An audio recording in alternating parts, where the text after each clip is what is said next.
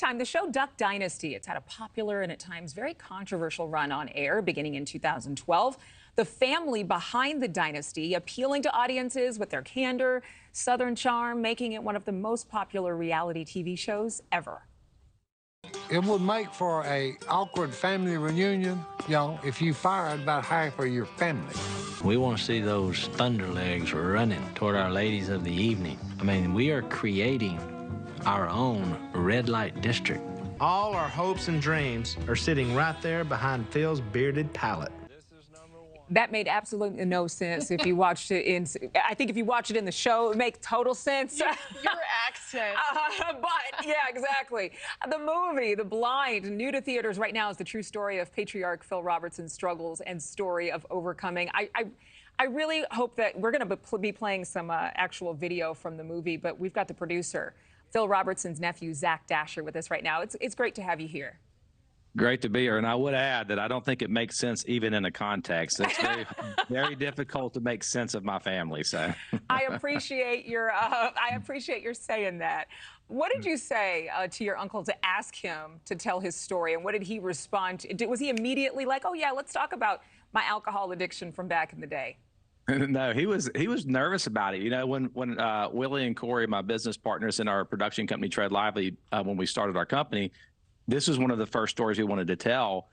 And when I went to Phil, he was like, man, I'm kind of embarrassed by all that. He was very reluctant to tell the story, but he said, if it changes one person and turns one person to Jesus, he said, you know what, I'm willing to do it. So it was an interesting process of getting this story together for sure. So let me just give some context for those of you who maybe haven't seen the trailer. I was going online, I was looking up stories, I was searching, and I all of a sudden came across a conversation about this movie. And actually, it was another journalist who told me, have you heard about The Blind? And how dark it was, considering that it is a movie about faith, that you all are getting the word out through churches across the United States. Talk to me about the tone of this movie, because a lot of times you see faith-based projects and they're very uplifting and very bright. This one looks deep and dark, a different tone than we're used to seeing. Yeah, that was intentional. You know, there's in the Bible, there's a biblical like narrative arc that it's 4 parts. It's creation, everything God made was very good. Then it's fall, man fell, and then there's redemption that comes through Jesus, and then restoration, which is the process of being restored back to our original position. And a lot of faith films, you know, they kind of watered down the fall. We didn't want to do that. We really wanted for folks to be able to sit in it because, you know, our podcast, I'm actually recording right now in my podcast studio. On our podcast, we get thousands and thousands of people who reach out, and what's impacting them is that a lot of people are in pain right now. A lot of people are struggling with substance abuse. A lot of people are you know, deep into depravity, deep into things that they can't get out of. And so we wanted to show that, because if we're going to show hope, then we need to show, you know, what there's hope from. We need to really tell a true story. And so that's what we tried to do here, is to really highlight, you know, Phil in his worst moment. And it's a young Phil when he, you know, was just starting out in a sense, and how he evolved into the person he is, how he used faith and had a praying wife to overcome it, and people who were looking out for him. How has the audience responded?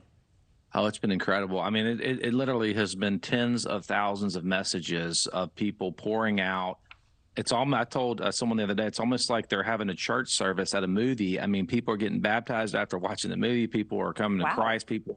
One lady said, my husband's an alcoholic. This is on one of our Facebook pages.